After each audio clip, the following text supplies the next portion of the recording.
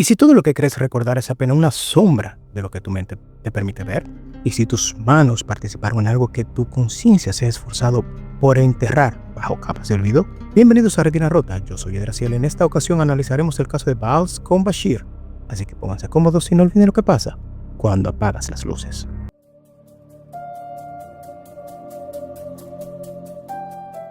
Bals con Bashir es una animación que no es muy conocida en nuestro continente. Está ambientada en el contexto de la guerra del Líbano. Es concretamente en el 1982 cuando Israel ocupó el sur del país y se centra en lo que pasó en Sabra y Shatila. Todo comienza con un recuerdo que no es propio en realidad. Un hombre llamado Boaz cuenta que noche tras noche 26 perros rabiosos corren por las calles de Beirut en su sueño. Siempre 26 perros ladrándole ferozmente mientras él los ve desde una ventana. Sueño que tiene desde hace 20 años. Se lo está contando a Ari Folman. En realidad es el director y protagonista de esta película que junto con Boaz estuvo en esta guerra. Él le cuenta que cuando los perros ladraban en la guerra, él era el encargado de eliminar a los perros. Esto era para que no alertaran al enemigo, que él había sacrificado exactamente 26 perros. Ari se da cuenta de algo terrible. No recuerda nada de la guerra del Líbano, a pesar de haber estado en esta guerra. Su mente, como la de otros tantos soldados, ha borrado cada imagen, cada sonido, cada olor de aquel evento brutal. La masacre de Sabra y Shatila, donde cientos de refugiados fueron eliminados. Luego de esto, Ari visita a un amigo psicólogo para hablarle de los 26 perros y que, aparte de esto, él no recuerda nada de esta guerra. Entonces su amigo le habla sobre un experimento. A un grupo de personas les enseñan 9 fotos de su infancia, son reales, mientras que hay una foto que es falsa. Esta falsa es en un parque de atracciones y el 80% dijo que recordaba ese viaje, aún sin el viaje ser real. Es interesante mencionar en base a esto que en 1995 la psicóloga cognitiva Elizabeth Loftus demostró que los recuerdos pueden ser modificados, distorsionados o incluso implantados. Con su investigación trata de demostrar que la memoria no es una grabadora perfecta, sino más bien que es un proceso constructivo, vulnerable y bastante maleable. A los participantes se les presentaron varias historias de su infancia contadas por familiares. 3 de ellas eran reales, una era falsa. Esta fue que cuando eran pequeños se perdieron en un centro comercial y fueron encontrados por un adulto amable. Los resultados fueron bastante extraños, pues alrededor del 25% de los participantes recordaron que este evento sí realmente le había ocurrido e incluso agregaron detalles falsos que nunca se les habían proporcionado. Entonces, ¿cuál es la conclusión? Pues que es posible implantar recuerdos falsos en la mente de una persona. Pues bien, continuemos. Ari recibe un flashback. Este lo asalta como un golpe seco. Se encuentra flotando en el mar, desnudo, y bengalas que van subiendo e iluminando todo el cielo. Se escuchan mujeres gritando, carteles de Bashir en las paredes, y él solo con su rifle y sin memoria. Lo están acompañando 2 soldados más, pero reconoce a uno de ellos. Entonces comienza un viaje que no es tanto físico, sino más bien es una travesía introspectiva en búsqueda de un pasado amputado por el trauma. Decide ir a Holanda para hablar con su compañero de guerra. Este es el que aparece en ese flashback. Cuando llega a la casa de su amigo le pregunta que si puede pintarlo. Él le dice que sí, pero que no puede grabarlo. Más bien, supongo que es porque la pintura es algo subjetivo al artista.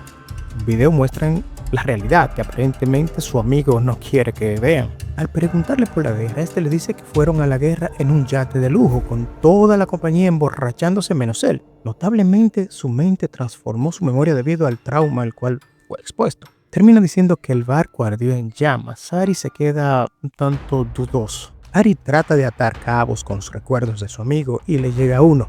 Este se encuentra disparando hacia la nada, hacia la maleza, pero solo recuerda a sus compañeros heridos y aquí se ve que él se está viendo a sí mismo, pero como víctimas. Luego va donde otro compañero llamado Ronnie.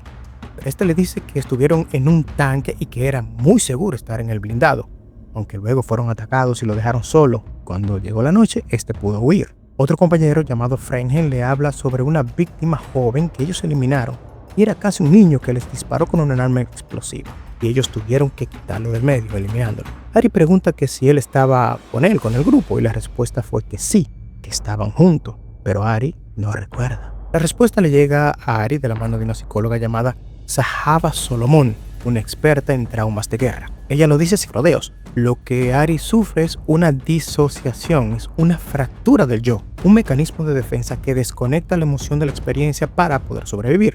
Algunos, dice ella, ven la guerra como si la observaran desde una cámara invisible, como si fueran espectadores de un espectáculo que no los toca. Le cuenta sobre un paciente periodista que reportaba desde la guerra.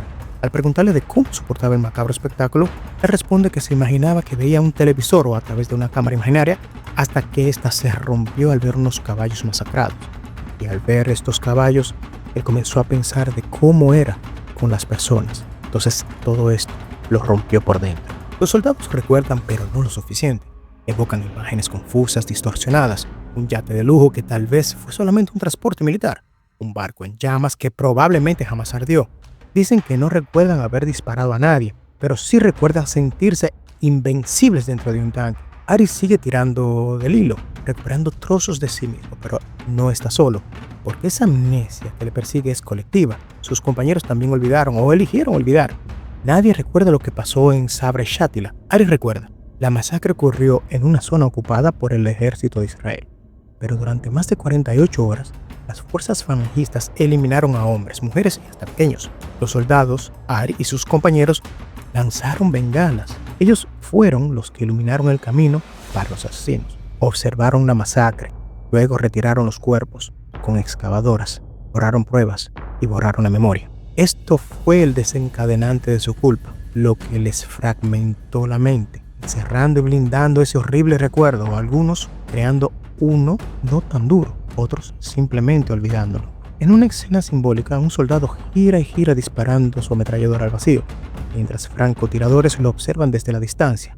En los muros, los carteles de Bashir, el líder que iban a ser eliminado, y esa danza con la muerte es también una coreografía de la culpa.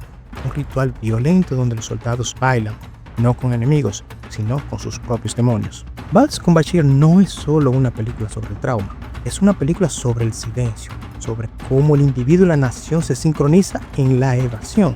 Una película que no solo te muestra lo que pasó, sino lo que muchos se han esforzado en no recordar, porque a veces recordar es admitir, y admitir duele más que olvidar. Al final del film, la animación cambia. Todo se vuelve real. Se puede ver la masacre que había pasado y esto es lo que Ari sintió al final, cuando él se rompió y pudo ver lo que era la realidad. ¿Y tú qué opinas sobre Vals con Bashir? Si te gusta este tipo de contenido, suscríbete y dale like. Nos vemos y pues hasta la próxima.